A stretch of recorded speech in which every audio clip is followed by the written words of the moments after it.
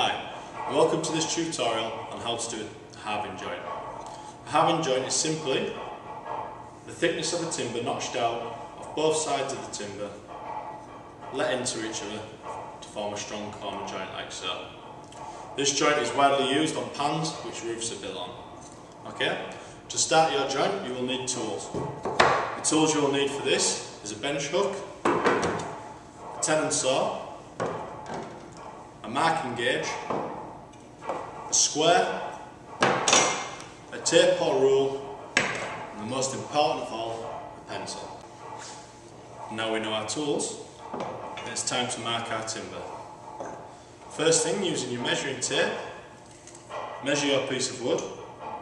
Mine is 312 millimeters, so to find the half, I will half that, 156 mil.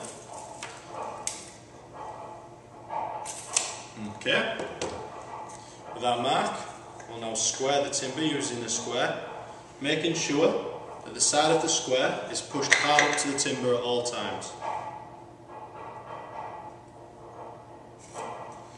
Okay, then we will square down the two sides, following the line round at all times, being sure to take our time and do an accurate job.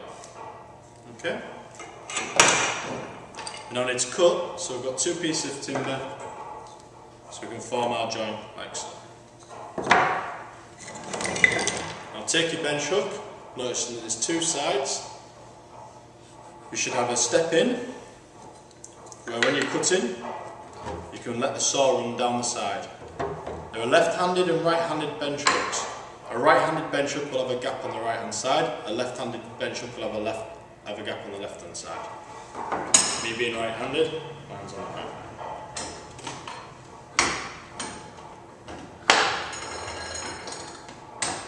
Okay. Now that's locked in the vise securely. You can push timbers up to it nicely. So now take your tenon saw, place your timber firmly and lock your timber in tightly with your left hand. Using your right thumb, let the saw brush against, away from the blade, and proceed to cut.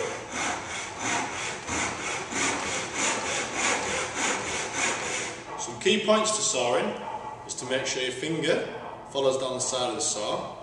You stand directly in front of the saw so you can see down the blade,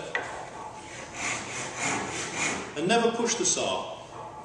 The natural weight of the tenon saw, because of its heavy brass top, will be a driving force down. All you need to do is need to be the forward and backward motion.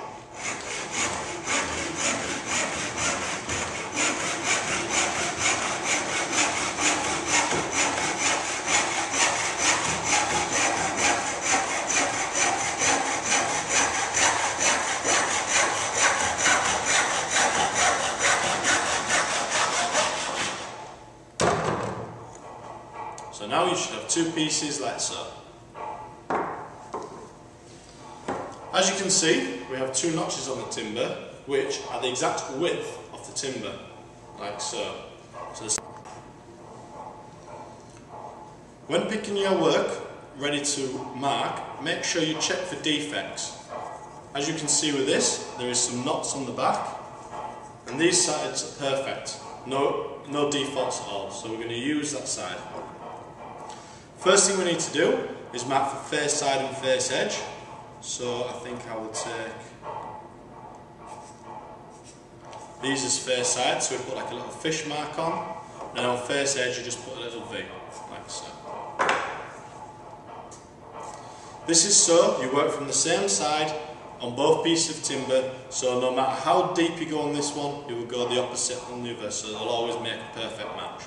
It's just like pairing up timber. Okay? So to start this basic mould, this basic joint, lay one piece of timber over the other,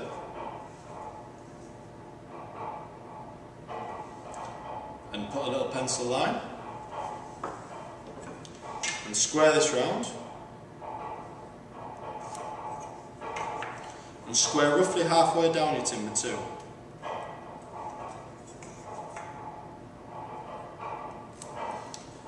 So you should end up with a line that goes round and halfway down.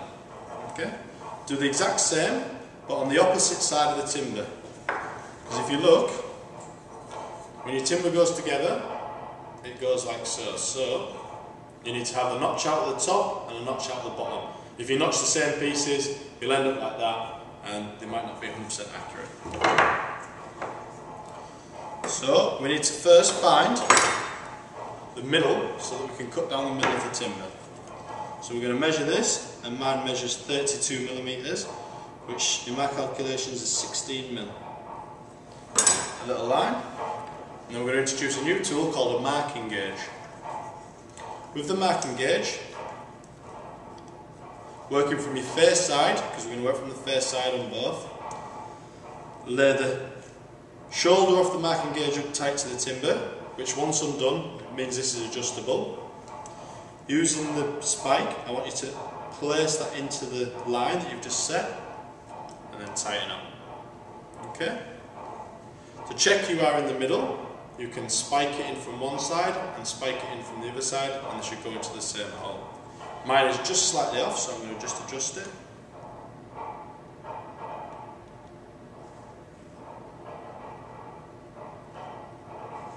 Like so. Okay? So now, holding it like a motorbike, you're going to put your thumb firmly on the side, and the little blade that's sticking out just gently gets rolled onto the timber in a real smooth fashion. Stabbing it in will just make it harder, so it's just got to be a very light scoring motion. All the way around your timber, always going away from yourself.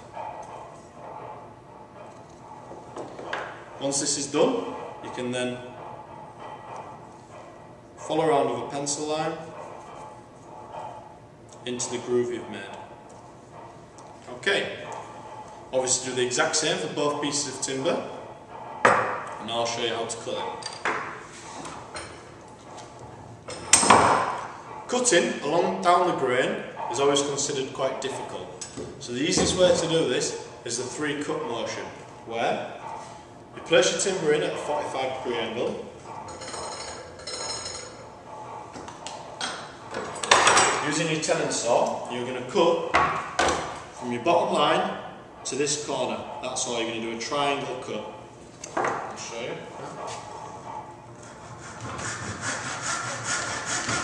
Same again, finger down the side, looking down your work, shoulder width apart, nice and comfortable.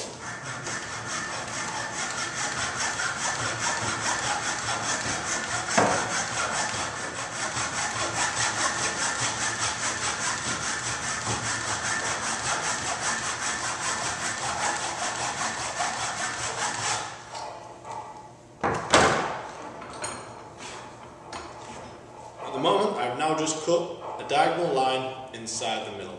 So what I'm going to do is flip it around and do the exact opposite on the other side. This is an easy way to cut, as if you try to just go vertically, you have to try and watch 3 lines. You can't cut 3 lines at once because you can't see the back line, it's impossible. So this just eliminates a bit of error.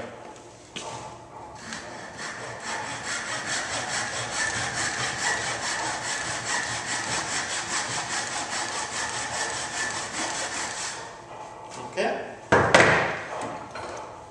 Now for all you bright sparks, we'll realise that we've cut an angle, so there must be a little bit in the side like a pyramid. Okay, so now we're just going to go straight down the middle. We've already got the guidelines which will just make our saw follow, so we can pretty much do this bit blindfolded.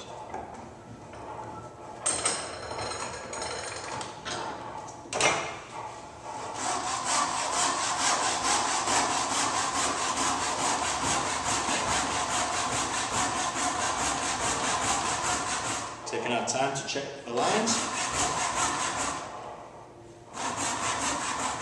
like so.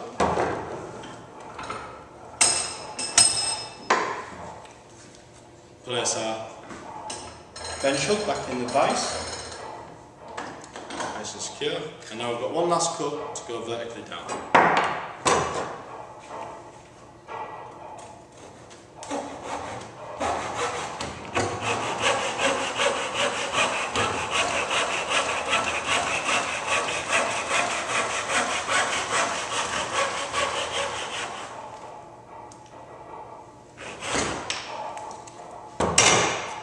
giving you a perfect half-lap joint which should fit quite comfortably with any other,